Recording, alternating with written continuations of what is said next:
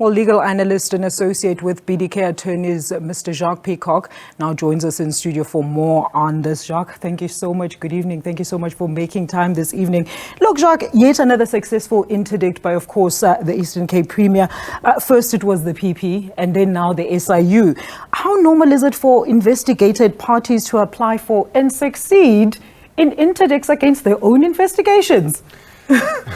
Good evening. It is quite, I wouldn't say unusual. It's seeming to be something that springs up quite a lot, often. Lately, yeah. But at the end of the day, we have to remember that if that party is able to satisfy the requirements for an interim interdict and the court feels that, they have made their case for it, then they are entitled to it. That is where the separation of powers is a great thing. So if a party feels that their rights are being prejudiced or might be affected in a certain manner, which isn't quite lawful, they can approach the court and the court can make that decision. But Jacques, what do you make of these judgments? Do you think that a different court in a different district, maybe where he's not from, because a lot of word right now is maybe because he's from that province, do you think they'd come to an adverse finding? It's public knowledge that there's prima facie evidence in the conduct of the Premier in this instance. Look, it's always, there's always the element of subjectivity. We often say that people who sit on the bench are just people, but they are also trained individuals who need to actually practice and master the skill of staying objective and staying unbiased.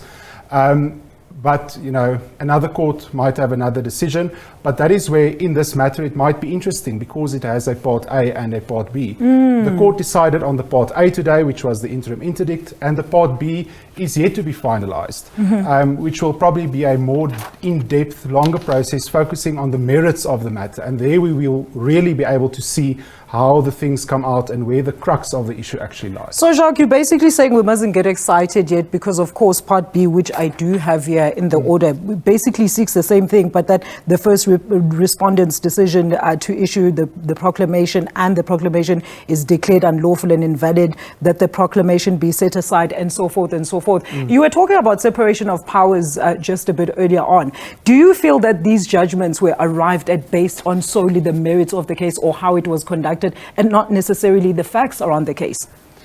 Yeah, look, I think, and it's something that has in the past year, 2 years, been quite prevalent, and especially from the Constitutional Court side, is that we need to realize that the judiciary is a leg of government on its own, and they need to be able to conduct their work independently.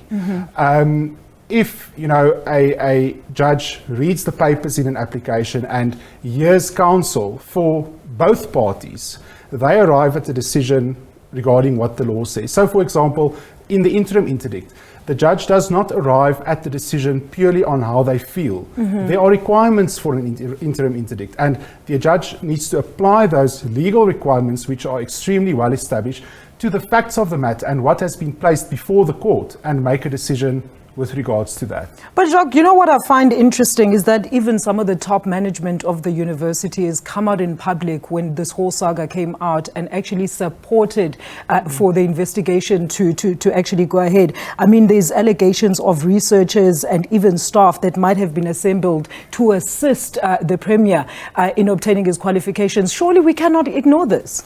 Indeed. I saw an interesting tweet today where it was said that before all of this actually came out, I think it was the University Senate who explored an internal investigation, and that hasn't gone anywhere.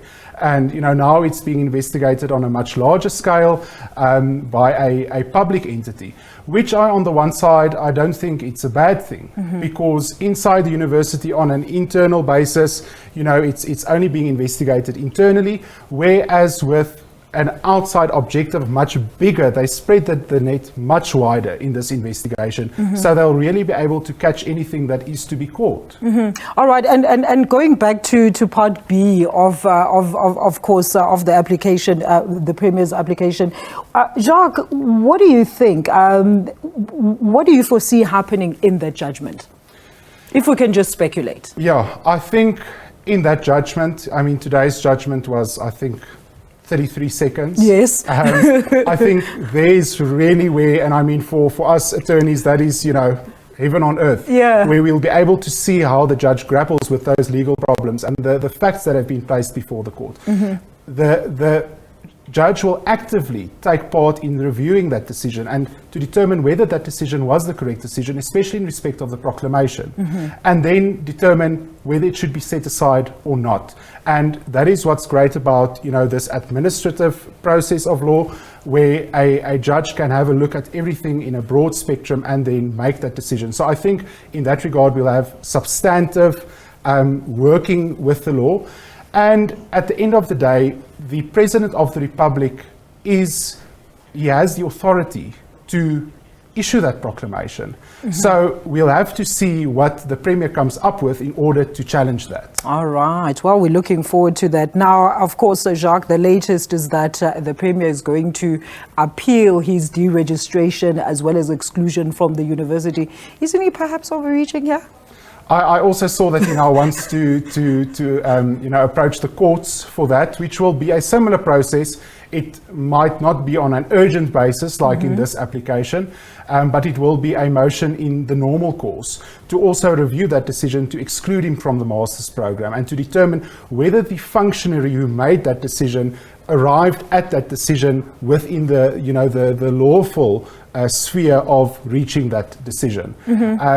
But I assume that the university also has its internal processes. I'm not sure whether those have been exhausted or whether the Premier might just be jumping the gun and deciding now I'm going full force. Now, Jacques, are these not actions of a guilty person? I mean, why interdict a process that is going to absolve you of any wrongdoing? Why go through so much trouble and the courts and everything? Why don't you just say, well, just go ahead and do it. Here are my qualifications. Yeah. I think we especially as attorneys, are inclined to think innocent until proven guilty. But it is also a bit strange, as I said, these types of applications have been popping in, all over the show lately. But it is the parties, or at least the applicant's constitutional right to do so. And if they succeed, then we must assume and trust the judiciary that they arrived at the correct decision. If they don't succeed, then I think it's pretty obvious what the situation is. Jacques, somebody asked a very interesting question earlier on in terms of understanding the whole, comprehending the whole interdict and so forth. He says it's not necessarily, the Premier is not interdicting the SIU from investigating him. He's actually prohibiting them from investigating him, but not Fort Hare. Please make those differences known to us there. In respect of the order that was given today. Yes. The judge made mention, I think it was the very last few words, the actions taken in respect of the applicant. Okay. So in other words, specifically regarding the Premier, and the SIU have also tweeted today that in their understanding of the order, they are allowed to continue the investigation. But this is also where it becomes interesting, because if they are allowed to conduct the investigation on a large scale across the board, what do they do if they come across something which I don't want to say implicate, but which might involve the Premier? And in an order like that, where you interdict someone from doing something, the actions of the other person are especially known, or it's projected outward. If you interdict me from defaming you, you will know if I defame you. But the SIU are very skilled investigators. So my question is, or what I'm wondering about is, how will the Premier be able to determine whether they are in contempt? Have they actually stopped investigating him? How will he determine that? And if they continue investigating on the larger spectrum, what do they do if they come across something in their large spectrum investigations which might involve him? Jacques, thank you so much for that clarity. We're going to leave it there. Unfortunately, we are out of time. Of course, that is Mr. Jacques Peacock joining us, of course, here in studio. And we're talking about the saga surrounding, of course, Eastern Cape Premier Oscar Mabuyane.